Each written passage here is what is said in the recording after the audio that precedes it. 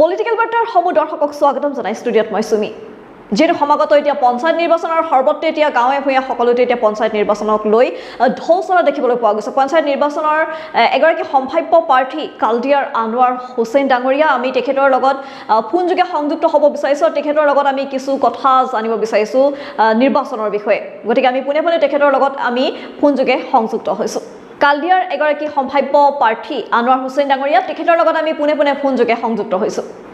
আনোৱাৰ হুছেইন ডাঙৰীয়া আপোনাক স্বাগতম জনাইছোঁ পলিটিক্যাল বাৰ্তাৰ মজিয়ালৈ থ্যাংক ইউ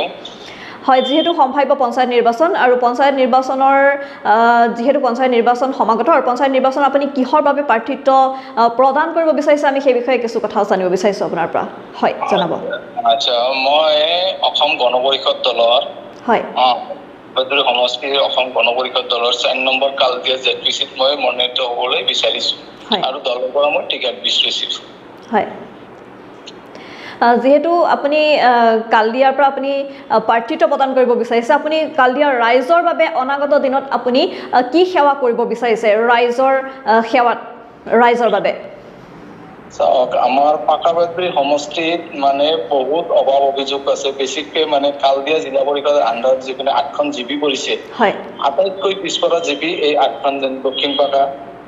মধ্য পাকা উত্তৰ পাকা বাগুদি জিপি ৰাধাঘুচি জিপি ভেল্লা জিপি আমি আটাইতকৈ পিছপৰা মানে জিপি গতিকে মোক যদি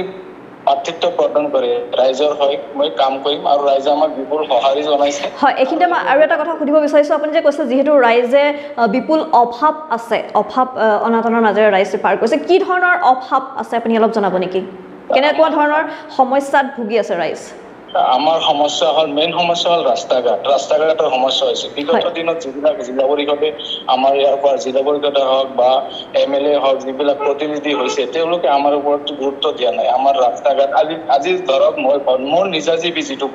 দক্ষিণ পাকা জিপি আজি দক্ষিণ পাকা জিপিৰ পৰা যদি মই উত্তৰ পাকা জিপিলৈ যাব লাগে 1 ঘণ্টা সময় লাগে য'ত নেকি 10 মিনিট সময় লাগিব পকী ৰাস্তা ভাল ৰাস্তা হ'লে তাতে আমাৰ 1 ঘণ্টা সময় লাগিব গতিকে আমি কেনেকুৱা পিছপৰা জাগাত বসবাস কৰি আছো ৰাইজে নিজে গম পাইছে ৰাইজে এইবাৰ কৈছে তুমি এইবাৰ অসম গণ পৰিষদ দলৰ পৰা প্ৰাৰ্থিত্ব থিয় হোৱা যেহেতু চৰকাৰৰ পক্ষত থাকিব ৰাইজে বিপুল সঁহাৰি জনাব আৰু নিশ্চয় আমি জয়যুক্ত হ'ম হয় আৰু আপুনি অনাগত দিনত ৰাইজৰ হৈ কাম কৰি যাব নহয় জানো হয় আপোনাৰ বহুমূলীয়া সময় আমাক দিয়াৰ বাবে আনোৱাৰ হুছেইন ডাঙৰীয়া আপোনাক ধন্যবাদ জ্ঞাপন কৰিছোঁ থেংক ইউ হয় কালদিয়াৰ